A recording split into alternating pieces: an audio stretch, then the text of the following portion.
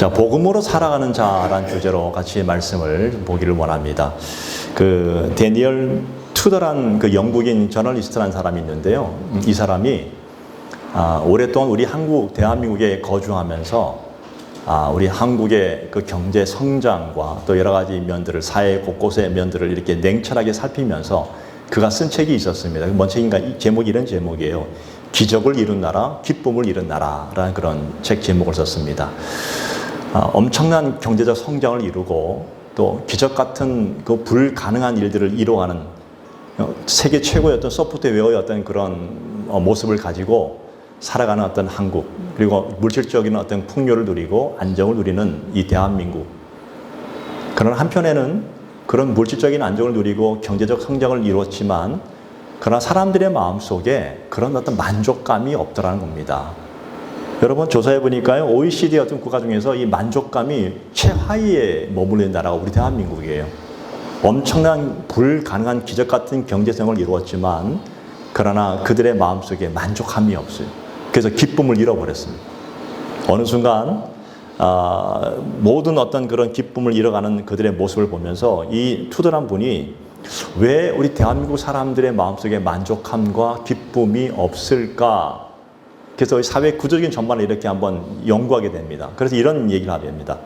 우리 대한민국이 교육열은 세계 최고입니다. 교육열과 명예와 그리고 직장, 획일화된 직장과 직업, 어떤 모든 것들 어떤 획일적 기준을 가지고 제시하다 보니까 엄청난 모든 사람들이 그 획일적 기준 앞에 압박감을 가지고 거기에 순응할 수밖에 없는. 그래서 거기에서 벗어나면 마치 그 인생이 뭐 잘못된 인생이 되는 것처럼 그런 사회 구조를 가지고 살아가고 있는 모습을 발견하게 되더라는 것입니다. 그러다 보니까 뭔가를 이루었지만 마음의 평강이 없고 마음의 만족이 없고 마음의 기쁨이 없다는 것이죠. 어쩌면 이것이 오늘 저와 여러분의 모습일 수도 있다는 사실입니다. 한국 사회를 깊은 오랫동안 통찰하면서 이분이 이 사회를 보면서 썼던 얘기 중에 하나예요. 여러분, 우리가 지금 이 살아가는 이 세상을 보십시오. 여러분 어떻습니까? 지난 한 주 동안 여러분 어떻게 사셨어요? 여러분이 지고 가야 될 짐들이 많지 않습니까? 그렇지 않아요? 많은 짐들이 있잖아요. 또 많은 여러 가지 생활의 어떤 질고들이 있고요. 또 생계의 어려움이 있고, 때로는 취업의 어떤 그런 좁은 문턱이 있고, 어쩌면 지금은 이렇게 실직하는 그런 아픔도 있고, 또 인생의 어떤 질병의 어떤 그런 의미에서 고통스러운 분도 계실 것이고, 아니면 자녀들에 대한 문제 때문에, 미래의 불확실한 문제 때문에 때로는 염려하고 두려워하는 그런 인생을 살 수도 있고, 우린 세상에요, 수많은 많은 여러 가지 문제를 가지고 우리는 계속 살아갑니다. 또 때로는 내가 스스로 남이 모르는 내가 짓는 죄로 인해서, 그런 또 허물로 인해서 죄책감과 어떤 수치심을 가지고 살아갈 수도 있겠고, 그러다 보니까 우울감에 빠지기도 하고, 작년 10년 전보다 지금이 우리나라 대한민국 안에 이 우울증이 한 10배 이상이 증가했다고 하더라고요. 많은 분들이 지금 굉장히 겉으로는 엄청나게 성장을 이루었지만 그러나 그 마음속에 공허함과 우울감과 패배자와 낙심의 마음들이 여전히 가지고 있는 그 모습. 자, 많이 목말라 합니다. 많이 목말라 하고 또 가슴 깊은 곳에 응어리진 어떤 그런 상처들이 가지고 있고, 그러다 보니까 슬퍼하고 아파하는 그런 모습들이 여전히 사회 전반적인 많은 그 사람들의 모습 속에 나타나는 것을 보게 되더라는 것이죠. 여러분, 어떻게 하면 우리 이 인생을 좀 이렇게 슬퍼하지 않고 살아갈 수 있을까? 많은 분들이 인생의 모든 무거운 짐들을 지고 살아가는데 어떻게 하면 이 모든 슬퍼하는 모든 것들을 좀 기쁨으로 전환시킬 수 있을 것인가? 여러분, 세상을 보십시오. 세상에 많은 분들이 그 기쁨을 찾기 위해서 많은 세상의 것을 추구하고 있습니다. 건강을 추구하기도 하고, 내 취미를 추구하기도 하고, 내가 하고자 하는 모든 일을 추구하고도 하지만 잠깐이에요. 영원하지 않더라는 것이죠. 그냥 일시적인 마음만 줄 뿐이지 지나고 나면 여전히 허전해요. 우리 집을 예를 들어 볼까요? 우리가 조금 작은 집에서 큰 집을 이사 가면 너무 좋아요. 그것도 한 달 지나면 무덤덤해집니다. 마찬가지입니다. 직장도 마찬가지예요. 내가 다른 사람보다 더 좋은 직장에 들어갔지만 그러나 나보다 더 좋은 직책이 있는 사람을 보면 또 허탈감 느끼기도 합니다. 이것이 우리의 모습입니다. 돈을 벌면, 물질을 가지면, 내가 많은 것을 물질을 가지고 있으면 너무 기쁠 것 같은데 아니에요. 사람은 끊임없는 욕망의 대상이기 때문에 비교하게 됩니다. 나보다 더 많은 부자들을 바라보면서 낙심하게 됩니다. 끊임없이 그런 모습을 가지고 사는 우리의 모습들. 도대체 우리 인생의 기쁨을 어떻게 찾을 수 있을 것인가? 그 길은 도대체 어디 있는 것인가? 여러분, 그 해답을 찾는 모든 사람들에게 오늘 성경은 우리에게 분명하게 제시를 해주는 것이 명확한 답을 제시하고 있습니다. 이 본문에서 딱 한 글자입니다. 두 자입니다. 뭡니까? 복음이란 단어예요. 이 복음을 우리에게 오늘 제시해주고 있습니다. 여러분, 이 성령의 감동으로 이 사도 바울이 이 복음을 그가 마지막 그토록 전하기 원했던 이 로마에 전하기를 원하고 있다는 것이죠. 그런 다음에 그가 이렇게 고백하고 있죠. 16절에 보니까 이 복음은 모든 믿는 자에게 뭘 줘요? 구원을 주시는 하나님의 능력이 됨이라. 이제 복음이 능력이라는 것입니다. 복음이 능력이래요. 이게 도대체 이해가 안 되는 거예요. 여러분 한번 예를 들어 볼까요? 자물쇠가 있는데 요즘 뭐 디지털 도어도 있지만 이 자물쇠가 있는데 이 자물쇠를 열 수 있는 방법은요. 그 자물쇠의 키에 맞는 똑같은 키를 찾아야 되는데 비슷한 키로는 이 자물쇠를 풀 수가 없어요. 왜 많은 분들이 오늘 교회를 나오고 있지만 왜 많은 사람들의 마음이 공허해질까요? 왜 그렇게 많은 사람들의 마음이 평강이 없을까요? 기쁨이 없을까요? 비슷한 것을 찾고 있다는 거예요. 월유인 진짜 복음이 뭔지를 제대로 찾지를 못하고 만나지를 못하니까 어떤 일이 벌어질까요? 자꾸만 비슷한 것에 미혹되어지고 거기에 자꾸만 쫓아가다 보니까 계속해서 거기에 굴레에 쌓여서 헤어나지 못한 우리의 모습을 보게 되더란 것이죠.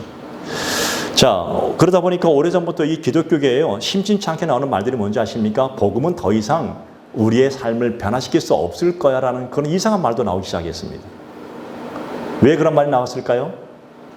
많은 분들이 교회를 나오는 이 종교인들을 대상으로 보니까 이 수많은 사람이 교회를 나와서 예배를 드리고 신앙생활을 한다는데 그들의 삶이 전혀 변화가 없어요. 예수 믿는 사람이나 예수 믿지 않는 사람이나 별반 다를 바 없는 그 모습 보면서 복음이라는 게 그렇게 별 능력이 없구나. 오히려 성도들을 바라보면서 그렇게 얘기를 하다는 것이죠. 그래서 종교인이 넘쳐나는구나. 그러다 보니까 기쁨도 없고 행복도 없어요. 어쩌면 그 기쁨도 가짜 기쁨. 할 수 없이 웃는 기쁨. 행복도 그냥 할 수 없이 그냥 행복한 척 하는 그런 모습. 그런 모습이 있다는 것이죠. 그래서 교회를 다니면서도 사람들의 삶의 어떤 자신의 변화에 더 이상은 변화가 줄 수 없구나라고 스스로가 체념하고 있는 듯한 그런 모습을 보이고 있다는 것이죠. 마치 하나님의 말씀이 그냥 박물관에 그냥 이렇게 걸려있는 그림처럼 아무런 힘도 줄 수 없는 그냥 그런 모습으로 전락한 모습. 예. 교회는 점점 이렇게 교인들은 이렇게 점점 많아지는 것처럼 보이고 사람들은 여전히 교회를 나오고 있지만 그럼에도 불구하고 왜 교회들이 우리 대한민국 안에 교회가 6만 개가 넘는데 왜 그 많은 교회만 가져도 이 대한민국이 변화되어지고 그죠?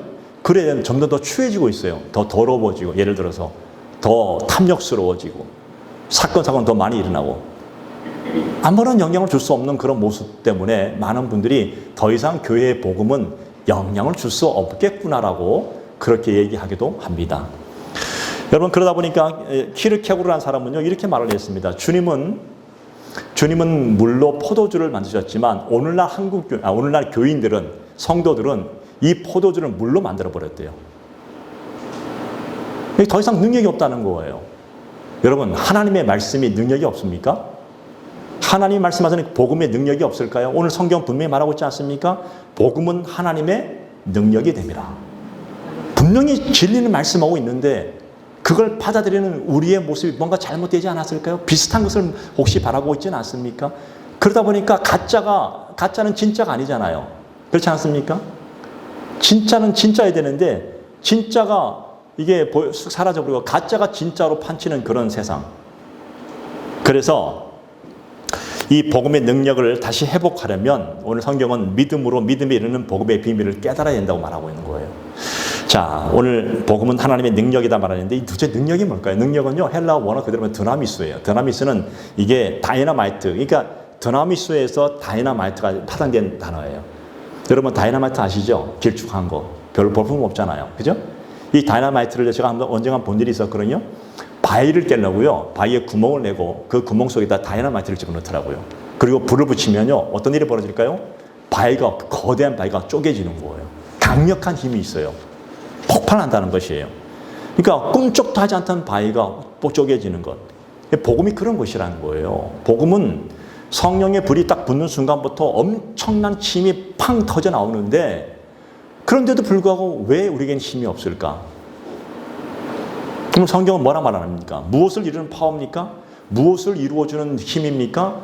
구원을 믿는 자에게 구원을 주시는 능력이다. 이렇게 말하고 있더라고요. 예. 죄로 말미암아 우리는 절망합니다. 여전히 이 땅에 사는 수많은 사람들은 이 죄의 본성을 가지고 있습니다. 절망하고 낙심하고 우울에 빠지고 그렇지 않습니까? 그런 모든 기쁨을 잃은 모든 사람들에게 오늘 주어지고자 하는 것 뭡니까? 구원을 이루는 능력이에요. 수많은 사람들이 구원을 이루는 능력을 찾기를 원하지만 구원을 받을 수 없는 길이 없다라는 거예요. 예. 비슷한 것이 많이 있어요. 이 땅에. 종교, 수많은 종교가 있습니다. 이 땅에 종교가 있는데 수많은 사람이 이 땅에 종교가 있는 뭡니까? 구원을 주게 있지 않습니까? 그런데도 불구하고 진정한 구원을 줄 수 없어요. 물론 이 종교라는 것이 우리 마음에 평온도 주고 우리 마음에 도움도 줄 수 있지만 근본적인 원류는 구원이에요. 구원을 주기 위해서 이 땅에 종교가 존재하는 거예요. 근데 이 세상의 종교들을 보면 진짜 이 구원 비슷한 것을 받기 위해서 그냥 절대 주어지는 것이 없다라는 것이죠. 왜냐하면 그 마음속에 보면 그냥 주어지는 것이 아니라 끝없는 고행, 끝없는 자기 성찰, 어떤 자기 몸을 학대하면서 자기 명상 뭐 이런 것들이 많이 있잖아요. 어떤 사람들은 어떤 종교는요 폭력과 어떤 테러를 통해서 천국을 갈 수 있다 해가지고 자기 몸을 그냥 자살 폭탄으로 하는 그런 종교도 있어요. 예, 잘못된 것들이 얼마나 많은지 몰라요. 그게 진짜 구원일까요, 여러분? 그렇게 해야지만 구원을 받을 수 있다는 거예요. 이 세상에 그 구원받는 것이 만만치가 않아요. 만약에 그런 식으로 구원을 받는다면 과연 이 땅에 사는 수많은 사람들 중에서 과연 몇 명이나 구원을 받을 수 있을 것인가? 예를 들어 불교를 보세요. 여러분 불교는요. 수없는 시간들을 보내야 된다는 거예요. 끝없이 윤회하고 또 윤회합니다. 그래야지만 겨우 구원을 받을까 말까. 네. 이 업이란 단어는요. 어마어마한 시간이더만요. 보니까. 예. 수백억의 시간을 지나야지만 겨우 구원받을 수 있을까 말까. 네. 이런 구원의 문제, 이토록 힘들고 이토록 어려운 이 오랜 시간 걸리는 이 구원의 문제를 오늘 성경은 복음은 단번에 이루는 구원을 이루는 하나님의 능력이 됩니다. 이렇게 말하고 있다. 이게 신비라는 거예요, 여러분. 나는 지금까지 내가 종교를 내가 가지고 내가 뭔가를 믿는다 하면은 내가 끊임없이 내가 뭔가 수행을 해야 되고 뭔가 대가를 치러야 되고 노력을 해야 되고 엄청난 것을 해야 된다 생각했는데 오늘 성경 그렇게 말하고 있지 않더라고요. 복음은 단번에 하나님의 능력으로 너희에게 구원을 주노라 이렇게 말하고 있다. 우리의 노력이 아니에요. 우리의 힘이 아니라 우리의 지식도 아니에요. 그냥 주어지는 하나님의 값없는 은혜라고 말하고 있습니다. 여러분 내가 믿음으로 고백만 하면 내 마음에 믿고 입술로 고백만 하면 구원을 얻으리라. 오늘 너가 나와 함께 낙원에 있으리라. 이해할 수 없는 것들이에요. 세상 사람들은요. 이게 신비고 이게 하나님의 능력 다이나마이트라는 것입니다. 네. 자 그렇다면 여러분 이런 복음의 역사와 도대체 구원은 누구에게나 일어나는 것일까요? 모든 사람에게 동일하게 이 구원이 주어지는 것일까요? 그렇지 않습니다, 여러분. 이 성경 뭐라 말하고 있지 않습니까? 복음은 모든 믿는 자에게 구원을 주시는 하나님의 능력이라. 딱 단서가 있습니다. 믿음이 없는 자에게는 이 복음은 들어가지 않습니다. 믿음이 있는 자에게 복음이 주어진다는 겁니다. 구원은 반드시 믿음과 관련이 있어요. 예, 믿음이 다른 조건이 없어요. 복음의 구원의 역사는 오직 믿음에 기초한다는 겁니다. 예, 그게 성경은 말하는 겁니다. 아무리 지식이 많다 할지라도 내 마음이 아무리 뭐 성경적 지식이 있고 세상적 지식이 있고 명예가 있고 권력이 있고 예를 들어서 내가 아무리 오랫동안 교회를 나온다 할지라도 내가 어릴 때부터 목사님 저는 모태신앙인데요. 예, 물론 인정합니다. 다 인정해요.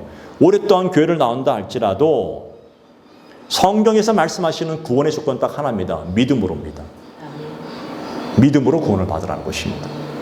목사님 저는요 그냥 저희 아버지가 잘 믿으니까 저도 구원받지 않았을까요? 전혀 아닙니다. 구원은 하나님과 1대1의 관계예요. 너가 영향을 줄 수 있지만 구원의 문제는 본인의 철저한 인격적 고백이 없으면 이루어지지 않아요. 이게 바로 믿음이라는 것입니다. 예, 이 믿음을 얘기하고 있어요, 지금. 그래서 기독교는 믿음의 종교입니다. 구원은 믿음으로 가능하기 때문에 믿음의 종교를 하는 거예요. 오늘 본문 17절에 보니까 이렇게 말하죠. 복음에는 하나님의 의가 나타나서 믿음으로 믿음에 이르게 하나니 기록된 바 오직 의인은 믿음으로 말미암아 살리라 함과 같으니라. 자, 믿음으로 믿음에 이르게 한다. 여러분, 시작도 믿음이고 과정도 믿음이고 마지막도 믿음이라는 겁니다.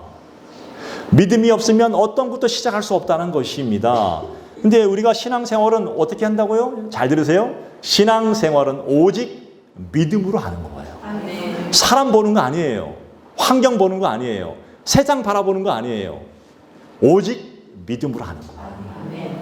처음부터 마지막까지 믿음으로 끝나는 거예요. 예수님께서 뭐라 말씀하신지 아십니까? 이 마지막 때가 되어질 때 오직 너희의 믿음을 보겠느냐. 그게 믿음 있는 자가 흔치 않다는 거예요. 그게 어떤 사람 착각해요. 내가 혹시 믿음이 있지 않았을까? 나는 오랫동안 교회를 다녔으니까 믿음이 있었지 않았을까요? 아니요. 내가 도무지 너를 알지 못한다 말하고 있지 않습니까? 이게 점검하라는 겁니다. 내가 사람을 보고 환경을 보고 프로그램을 보고 내가 어떤 예를 들어서 어떤 좋은 곳에 내가 좋은 프로그램에 내가 아무리 그걸 이수했다 할지라도 한동안 우리 한국교회는 제자훈련이 있었습니다. 저도 제자훈련 출신이니까. 그 한국교회는 한동안 프로그램이 많았습니다. 그런 거 다 이수하면 또 성경대학 이수하면 그 사람 구원 받은 것일까요? 물론 그 모든 과정 속에서 그 구원을 체킹하기도 합니다. 그러나 진짜 마음으로 구주를 고백하지 아니하면 구원받지 못한 것입니다. 네.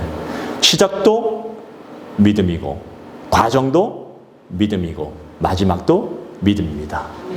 왜 많은 분들이 교회 생활하면서 왜 힘들어합니까? 왜 많은 성도들이 왜 믿음 생활하면서 많이 그렇게 절망하고 자꾸만 이렇게 마음에 이렇게 마음 힘듦이 있을까요? 믿음이 없기 때문에 그런가. 믿음이 연약하다는 거예요.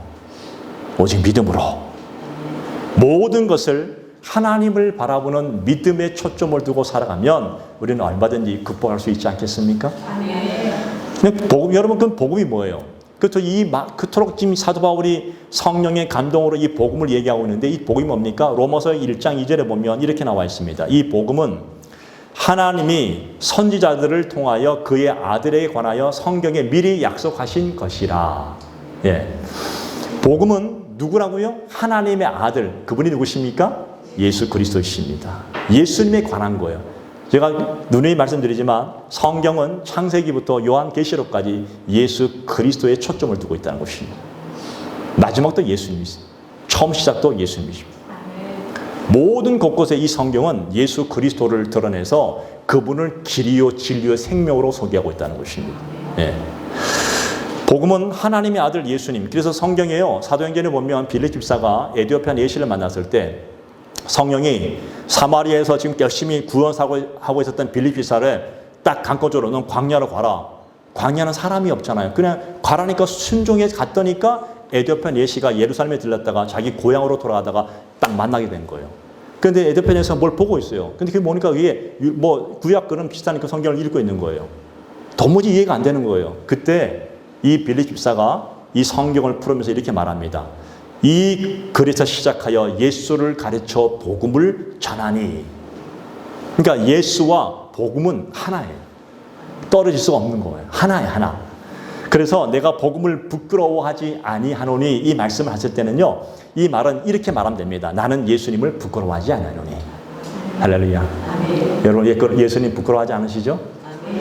근데 이 성경을 잘 보세요. 내가 복음을 부끄러워하지 아니하노니 이 말은 약간 부정적인 단어 아닙니까? 부끄러워하지 않는다는 그런 뜻. 좀 긍정적으로 말할 수 있지 않을까요? 나는 예수님을 자랑스러워합니다. 나는 복음을 자랑스러워합니다라고 얘기할 수 있는데 왜 나는 복음을 부끄러워하지 아니하노니 이렇게 말했을까요? 이 말은요. 이 당시에 예수님을 부끄러워하는 사람들이 많이 있었다는 거예요. 지금도 마찬가지일 거예요, 아마. 네. 그러니까 내가 예수님을 부끄러워하니까 내 삶에 뭐가 없어요? 기쁨이 없어요. 내 삶에 뭐가 없어요? 평안이 없어요. 내 삶에 힘도 없어요. 능력도 없어요. 복음은 능력이라 했잖아요. 예수 그리스도는 능력이십니다. 내 힘이 없어요. 네. 예수를 믿는다고 하지만 예수님을 부끄러워하다 보니까 아무런 능력도 아무런 변화도 아무런 권세도 없는 삶이 될 수밖에 없어요. 분명히 성경은 뭐라 말합니까? 하늘을 예수를 나의 구주로 고백하면 하나님의 자녀가 되는 권세를 주셨으니 이 권세가 있는데도 불구하고 힘이 없어요. 왜? 부끄러워해요. 어떤 사람은 예수 믿는데 전혀 정말 당신 예수 믿은 사람이었습니까? 아무도 모르다가 깜짝 놀라요. 어떤 사람은 예수를 너무 비밀스럽게 믿어요. 왜 그렇게 믿는지 모르겠어요. 예수를 믿으면 어떻게 됩니까? 드러내야 되잖아요. 여러분 그렇지 않아요? 우리 한국 사회에 유행하는 게 뭐니까 커피숍이 굉장히 많아졌어요. 그죠? 제 고향이 강릉이잖아요. 이따시 안목에 가게 되면 커피 거리를 가게 되면요. 엄청나게 사람들이 많이 있어요. 근데 대부분 다 외지 사람들이 대부분이에요. 테라로사라는 커피숍이 강릉에 있습니다. 유명하더라고요. 사람들이 와서 마시더라고요. 왜 그럴까요? 맛있으니까 소문난 거예요. 아니 커피 하나 그렇게 맛있다고 소문나는데 우리 예수 그리스도가 우리 인생의 구주를 하는데 그 예수님을 소문내긴 걸 다 숨겨버려. 그래서 깜짝 놀라요. 당신 예수 믿었었어요? 뭐 문제 있는 거 아니에요? 자랑하고 싶어요. 사람의 본성은요. 내가 무엇인가를 먹고 나면요. 이 맛있는 것을 누군가에 자꾸만 전해주고 싶어 하는 거예요. 정말 예수님을 제대로 만나면 예수를 정말 드러내고 싶어요. 증거하고 싶어요. 그게 바로 능력이라는 겁니다. 내가 예수를 부끄러워하면 성경은 뭐라 말하냐면 마가복음 8장 38절에 보면 누구든지 이 음란하고 죄 많은 세대에 나와 내 말을 부끄러워하면 인자도 아버지의 영광으로 또 거룩한 천사들과 함께 올 때에 그 사람을 부끄러워하리라. 성경은 뭐라 말합니까? 내가 너도 부끄러워한다. 너 나 부끄러워했지? 나도 너 부끄러워할 거야. 다시 재림하는 그 순간에 내가 너를 부끄러워한대요. 얼마나 이 부끄러워하는 것이 여러분 무슨 얘기일까요? 예수를 온전히 의지하지 않았다는 거예요. 예. 여러분 행복한 사람은 어떤 사람일까요? 행복한 사람은 그 마음속에 예수님을 자랑스러워해요. 불행한 사람은 예수님을 부끄러워해요. 그래서 내가 무엇을 하든 간에 내가 주 예수 그리스도를 늘 그 입에 달고 살아요. 어쩔 수가 없어요. 여러분 교회도 마찬가지 아닙니까? 여러분 행복한 교회는 교회를 자랑해요. 그런데 불행한 교회는 교회를 부끄러워합니다. 가정도 마찬가지 아닙니까? 행복한 사람은요 가정을 자랑스러워합니다. 자존감이 강력해요. 그런데 불행한 사람은 가정을 부끄러워합니다. 똑같은 원리입니다. 저는 오늘 저와 여러분들이 여러분의 가정과 교회와 여러분의 모든 삶이 부끄러워하는 인생이 아니라 자랑스러움을 드러낼 수 있는 인생 되기를 바랍니다. 그러나 가장 중요한 것 하나 예수 그리스도입니다. 그분을 자랑하시기 바랍니다. 그분을 증거하시기 바랍니다. 그러면 힘과 능력이 파워가 드러날 수밖에 없습니다. 예. 주님이 우리를 바라볼 때 가장 기뻐하는 건 뭔지 아십니까? 바로 그거예요. 나를 자랑스러워하는 거예요. 예. 예수님이 우리에게 오셔서 나를 바라보실 때, 야, 너 나 부끄러워했구나. 나도 너 때문에 너무 부끄러워. 이러면 곤란하지 않을까요, 여러분? 힘들잖아요. 여러분, 행복한 사람들은요, 항상 그 입에 예수를 달고 살아요. 주님의 은혜죠. 예수님의 은혜죠. 늘 은혜를 얘기할 수밖에 없습니다. 네. 그래서 믿음은 완벽합니다. 믿음은 완벽한 중심 이동이에요. 나 중심에서 예수 그리스도로 완전히 이종하는 거예요. 그냥 중간은 없어요. 양다리도 없어요. 그냥 나 중심에서 지금까지 모든 것을 바라보고 기준하고 판단했다면 이제 내 모든 중심이 완전히 사라지고 예수 그리스도로 완벽하게 옮겨지면서 그때부터 바라보는 것은 뭐라고요? 예수 그리스도의 기준을 바라봅니다. 예. 누가복음 8장 1절에 보면 이후에 예수께서 각 성과 촌에 두루 다니시며 하나님의 나라를 선포하시며 그 복음을 전하세 12 제자가 함께 하였고, 자, 하나님의 나라와 복음을 함께 같이 똑같이 연계시키고 있더라고요. 잘 들으세요. 뭔가 하면 예수님께서는 하나님의 나라와 복음을 똑같이 연계시켰다는 얘기는 하나님의 나라는 어떤 곳이에요? 하나님이 통치하시는 것이잖아요. 또 쉽게 말하면 천국이잖아요. 그런데 그 하나님의 나라는요, 이게 지역적 개념은 천국이지만 통치적 개념은 이 땅이에요. 이 땅과 하늘이 동시에 같이 있어요. 다시 말하면 하나님의 나라를 경험하기 위해서는 주님이 우리를 통치하시면 되는 거예요. 그러니까 천국은 예수님이 아니고서는 설명할 수가 없어요. 예수 그리스도로 이루어진 나라. 이 땅도 마찬가지예요. 여러분이 예수님과 함께 동행하기만 한다면 여러분 안에 하나님의 강력한 통치가 이루어지고 천국이 이루어집니다. 아멘. 그게 바로 복음이라는 거예요. 그래서 예수님이 함께 계신 곳이 복음이지 물질이 많은 곳이 복음이 아니에요. 명예가 있고 인기가 많은 것이 복음이 아니에요. 여러분 왜 많은 연예인들이 왜 많은 능력 있는 분들이 왜 그렇게 막 허탈하고 막 그럴까요? 여러분 잘 들으세요? 언젠가 이 앙케이트 조사를 했는데 사회적인 성공을 이루고 어떤 권력에 있고 어떤 위치에 있는 사람들이 더 우울하대요. 왜 그럴까요? 우리가 봤을 때는 더 행복해야 되는데 왜 그럴까요? 그들의 인생의 진정한 진리를 발견하지 못하게 되는 거예요. 예. 근데 우리는 좀 없어도 괜찮아요. 좀 부족해도 괜찮아요. 그런데 우리에게 누가 계십니까? 나를 통치하시는 예수님이 계시니까 내 가정에, 내 삶에 진정한 천국이 이루어지는 것입니다. 내 삶의 현장에 그분이 함께 계시면 그것은 천국이 되는 겁니다. 여러분의 삶의 가정이 좀 힘들어도 괜찮지만 그러나 그 가정 안에 주님이 함께 계시면 천국이 되는 것입니다. 교회도 마찬가지입니다. 물론 우리가 눈으로 봤을 때는 교회는 큰 교회, 장교회 나눠지지만 교회는 주님이 봤을 때는 그냥 교회예요. 그런데 그 교회 안에 예수님이 통치하시면 천국입니다. 사람이 통치하면 이단이에요. 목회자는 사람이잖아요. 그 이단이 왜 생긴지 아십니까? 내가 예수를 하는 순간 그 이단 되는 거예요. 목회자는 그냥 말씀을 증거하는 거예요. 성도들을 옳은 방향으로 인도하는데 제시해주는 사람이에요. 우리는 오직 예수만 바라봐야 돼요. 그래야지만 천국이 이루어지는 거예요. 그래야지만 실망하지 않게 되는 거예요. 사람 믿었다가 너 믿었는데 나 실망돼. 왜? 사람 바라보는 거예요. 사람 바라보지 말고 예수 바라봐야 됩니다. 네. 아무리 좋은 것이 있다 할지라도 그 속에 주님이 없으면 그때부터 지속되는 겁니다. 아무리 힘들어도 주님 계시면 그때부터 천국 되는 것입니다. 이게 비밀이에요.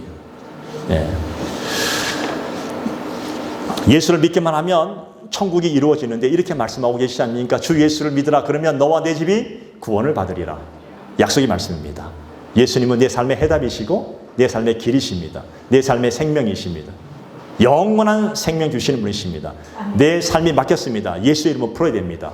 내 삶에 질병이 생겼습니다. 내 사업이 막혔습니다. 내 가정에 문제 생겼습니다. 내 인생에 문제 생겼습니다. 모든 인생의 모든 해답은 예수님이십니다. 근데 자꾸만 비슷한 걸 찾으니까 문제가 되는 거예요. 아니 인생에 문제가 생겼으면 주님 앞에 나와 주님을 바라봐야 되고 주님 앞에 회개해야 되는데 주님 앞에 알아야 되는데 왜 자꾸 사람 찾아가십니까? 왜 자꾸 세상 바라보십니까? 해답이 될 수가 없어요. 예. 주님 앞에 나오면 되는 거예요. 주님이 무에서 유를 창조하신 하나님이시잖아요. 그분이 모든 인생의 길을 열어주셨습니다. 그런데 하나님께서 그 모든 길을 예수 그리스도 안에 주셨다는 겁니다. 예. 주님이 내 속에 들어오실 때 내 삶은 그때부터 천국이 될 줄로 믿습니다. 언젠가 제가 사역하던 말고요. 내가 그전에 사역하던 교회에 한 그 집사님이 저를 찾아오셨어요. 그와 함께 얘기하다 보니까 그분이 어떤 작은 중소기업 사장이었어요. 나름대로 성공하신 분입니다. 그런데 그분이 저한테 솔직한 고백을 하는 거예요. 모든 성도 앞에서 고백한 것이 아니라 저한테 와서 고백하는 거예요. 목사님 어느 날 저는 월요일 아침마다 우리 성도, 우리 직원들과 함께 예배도 드리고 나름대로 뭐 기독교 기업을 이뤄갔는데 어느 날 제 자신이 문득 제 자신을 냉철하게 쳐다보니까 제 안에 예수가 없더래요. 너무 심각해진 거예요. 나는 예수를 잘 믿었다고 생각했고 열심히 헌신도 하고 열심히 봉사도 하고 열심히 살아왔는데 내 안에 예수가 없는 거예요. 이게 너무너무 자기 충격이었다는 거예요. 내 안에 예수가 없구나. 나는 그냥 예수를 믿은 걸로 착각했구나. 제대로 예수 그리스도를 나의 구주로 고백하지 않았구나. 그러나 남들의 시선 때문에 할 수 없이 그렇게 보여주는 것 때문에 그냥 외적인 것을 추구했지만 내면 안에는 없었다는 거예요. 그래서 그분과 함께 같이 상담하다가 예수 그리스도를 다시 증거하고 말씀 앞에 같이 그분 놓고 다시 기도했습니다. 마음에 영접하고 진짜 예수 나의 구주로 그분 영접하고 말 한마디 행동 하나 삶의 모든 모습을 예수 그리스도의 관점으로 살아가기를 작정하고 그래 살아갔습니다. 혹시 여러분도 그렇지 않을까요? 나는 어릴 때부터 나는 언젠가부터 예수 잘 믿었으니까 나는 내 안에 난 잘 믿고 있는 사람이라 착각하고 있지는 않습니까? 예? 여러분 착각은요 이게 잘 고치지 않아요. 어떤 얘기도 안 고쳐져요. 예. 근데 자기 스스로 아마 그분 안에 성령께서 은혜를 주신 것 같아요. 딱 깨달아질 때가 있어요. 말씀을 들을 때, 내가 나 자신을 묵상할 때, 어쩌면 다른 것을 바라볼 때 내 안에 깨달아지고 나를 다른 사람은 볼 수 없는 내가 나를 볼 수 있는 내 내면의 세계가 있잖아요. 혹시 내 안에 예수 그리스도가 없다면 다시 시작해야 됩니다. 다시 믿어야 됩니다. 고백해야 됩니다. 영접해야 됩니다. 예수 그리스도를 나의 구주로 고백하고 그분과 함께 예배하고 그분과 함께 진지하게 살아가야 됩니다. 정말 중요한 겁니다. 네. 복음이 우리에게 얼마나 필요한 것이면 굿 뉴스를 하잖아요. 기쁜 소식 아닙니까? 얼마나 기쁜 소식일까요?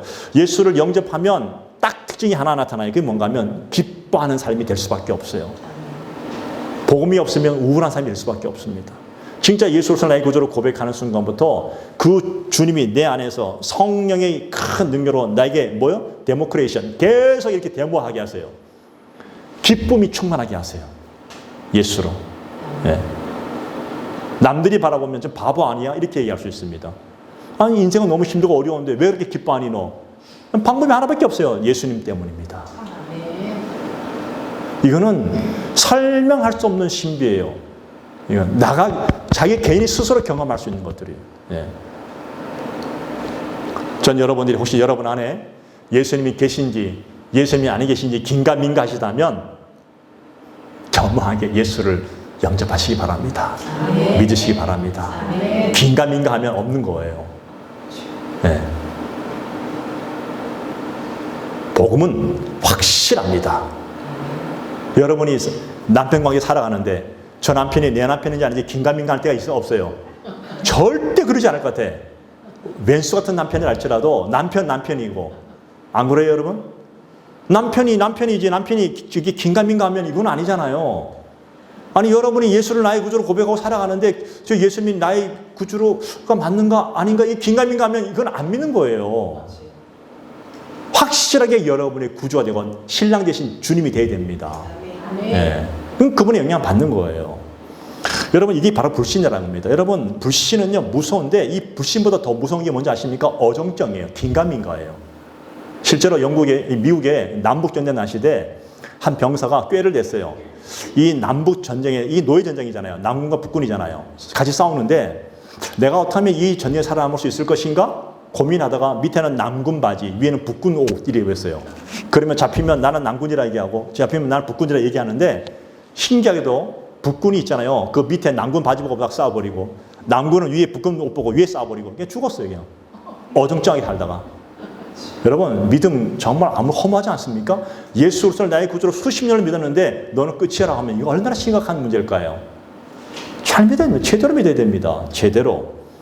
은과 그는 내게 없거니와 내게 있는 것으로 내게 주노니 나사렛 예수 그리스도의 이름으로 일어나라 걸어라. 확실한 거 아닙니까? 긴가민가하게 전하면요 능력이 없어요. 전 여러분들이 여기는요 어떤 심오한 법칙이 있는 게 아니라 그냥 믿음이라는 거예요. 오늘 이 시간 이후부터 여기 계신 예배드린 여러분 모두는 예수 그리스도를 나의 구주로 온전히 믿으시고 그분으로 인해서 내가 삶을 살고 있다고 확실하게 증거하시고 살아가신다면 여러분의 삶에 지금 이전까지 경험하지 못했던 놀라운 능력과 기쁨과 감격을 전 여러분이 경험하게 될 줄로 믿습니다. 그 믿음으로 살기를 축복을 드립니다. 옛날에 한경진 목사님 여기 강원도에 계실 때 목사들이 찾아왔을 때 뭐라 했어요? 딱 한마디 했잖아요. 예수 잘 믿으세요. 목사들한테. 예수 잘 믿어야 됩니다. 제대로 믿으시기 바랍니다. 예. 목사들 가운데도 예수 믿지 않는 분들이 있더라고요. 보니까 나중에. 지식으로 믿은 거예요. 착각한 거예요. 여러분. 제대로 믿으시고 내게 있는 것으로 예수의 이름으로 예수의 권세로 살아갈 때 오늘 여러분의 인생이 지금까지 살았던 인생보다 더 멋진 인생으로 주님 앞에 기뻐하는 인생으로 살게 될 줄로 믿습니다. 기도하겠습니다.